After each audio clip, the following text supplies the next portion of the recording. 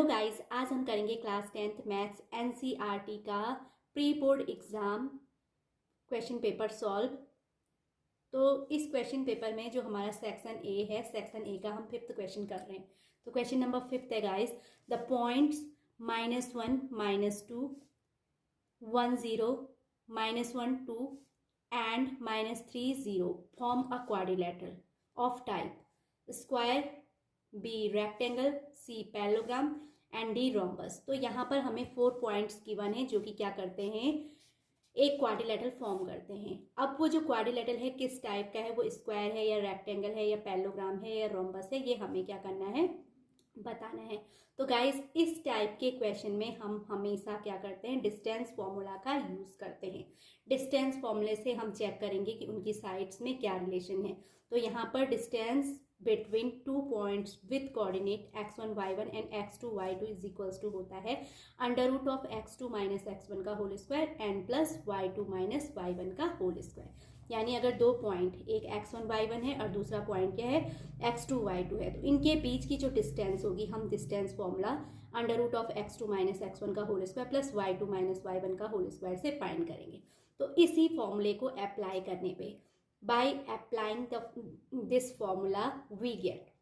अब सपोज कीजिए मैं इस फर्स्ट पॉइंट को ए, सेकंड पॉइंट को बी, थर्ड पॉइंट जो है हमारा सी एंड जो लास्ट वाला पॉइंट यानी फोर्थ पॉइंट है उसको डी एज्यूम कर लूँ। तो ए के कोऑर्डिनेट -1 और -2 हो गए, तो सो ए की जो वैल्यू कोऑर्डिनेट है उसको मैं x1 y1 से रिप्रेजेंट करूंगी और बी के कोऑर्डिनेट x2 y2 से रिप्रेजेंट किए जाएंगे। तो देन उस कंडीशन में A B is equal to होगा अंडर रूट ऑफ x2 की प्लेस पे मैं 1 रखूंगी एंड y2 की प्लेस पे x2 की प्लेस पे हमने 1 रखना है -x1। तो माइनस है, x1 की वैल्यू भी -1 है, तो माइनस माइनस प्लस हो जाएगा। तो ये सॉल्व करने पे 1 + 1 का स्क्वायर आएगा plus y2 is equals to here 0 and minus y1। तो माइनस है और y1 की वैल्यू भी -2 है, तो माइनस माइनस प्लस हो जाएगा। तो ये आ जाएगा 0 + 2 का होल स्क्वायर। तो सॉल्व करने पे 1 + 1 क्या होता है 2 एंड 2 का स्क्वायर 4 आ जाएगा। ऐसे 0 + 2 भी 2 ही होता है, 2 का स्क्वायर 4। तो ये सॉल्व करने पे हमारा 4 + 4 8 आया, यानी अंडर रूट 8, और उसकी वैल्यू होती है 2 अंडर रूट 2 यूनिट्स। सिमिलरली हम क्या फाइंड करेंगे, BC। तो अगर हम BC फाइंड करेंगे तो B के केस में यहाँ पर अगर BC फाइंड करना है तो 1 और 0 x1 y1 का और -1 और 2 x2 y2 का काम करेंगे। तो BC अगर मैं फाइंड करूंगी तो x2 यानी -1 -1 का whole square and plus y2 यानी 2 - 0 का होल स्क्वायर। तो ये भी सॉल्व करने पे कितना आ जाएगा गाइस, -1 -1 क्या होता है -2। तो -2 का स्क्वायर क्या आ जाएगा हमारा 4 आ जाएगा एंड प्लस 2 - 0 यानी 2 ही होता है, 2 का स्क्वायर 4। तो ये भी सॉल्व करने पे अंडर रूट 8 यानी 2 अंडर रूट 2 आ जाएगा यूनिट में।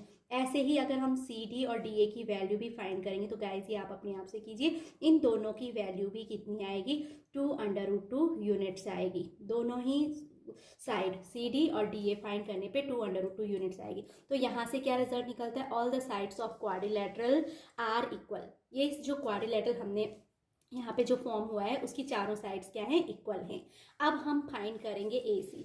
तो AC फाइंड करेंगे, दैट मीन्स AC यानी कि AC फाइंड करने के लिए अंडर रूट ऑफ x2 यानी -1 माइनस होगा x1, तो x1 की वैल्यू -1 है तो ये +1 हो जाएगा whole square and plus y2 यानी 2 माइनस y1 और y1 की वैल्यू भी -2 है, तो -2 में ब्रैकेट में लिखूँ या सीधे से +2 कर दूँ, इतने का whole square is equal to under root of -1 + 1 0 होता है, 0 का स्क्वायर 0 हो जाएगा, 0 को राइट करने की जरूरत नहीं है। और ये 2 + 2 4 और 4 का स्क्वायर क्या होता है 16, अंडर रूट ऑफ 16 यानी 4 यूनिट। तो हमने इसको सॉल्व किया तो AC की वैल्यू भी क्या आ गई, 4 यूनिट्स आई।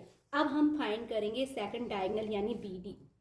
तो BD इज इक्वल्स टू आ जाएगा under root of D x2 यानी -3 फिर -1 हो जाएगा whole square and plus y2 0 - 0 का होल स्क्वायर। तो सॉल्व करने पे -3 -1 यानी -4 का स्क्वायर अंडर रूट, ये कितना आ जाएगा अंडर रूट -4 का स्क्वायर 16 एंड प्लस 0 - 0 0 का स्क्वायर 0 था, इसको राइट करने की जरूरत नहीं है। तो ये 4 यूनिट्स ये भी सॉल्व करने पे आ जाए। तो गाइज यहाँ पर हमने देखा AC और BD दोनों की वैल्यू, दोनों डायगोनल्स क्या आ रहे हैं, सेम मेजरमेंट के आ रहे हैं। और किसी भी क्वाड्रिलेटरल के अगर चारों साइड्स इक्वल हों और दोनों डायगनल्स इक्वल हों, तो उस कंडीशन में जो क्वाड्रिलेटरल होता है वो स्क्वायर क्या करता है, होता है। ठीक है ना। तो सो हम राइट करेंगे हैंस या here all the sides are equal and both the diagonals are also equal. So the quadrilateral formed by the points A -1 -2, B 1 0, C -1 2 and D -3 0 is a square. तो ये हमारा क्या बना रहा है, ये जो क्वाड्रिलेटरल है वो क्या फॉर्म कर रहा है, एक स्क्वायर फॉर्म कर रहा है। तो that means our option A is correct. हमारा ऑप्शन क्या होगा,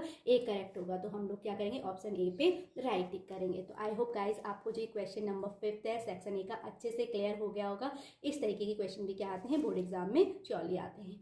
तो अगर आपको मेरी ये वीडियो अच्छी लगी हो तो please like share and subscribe it and thanks for watching again.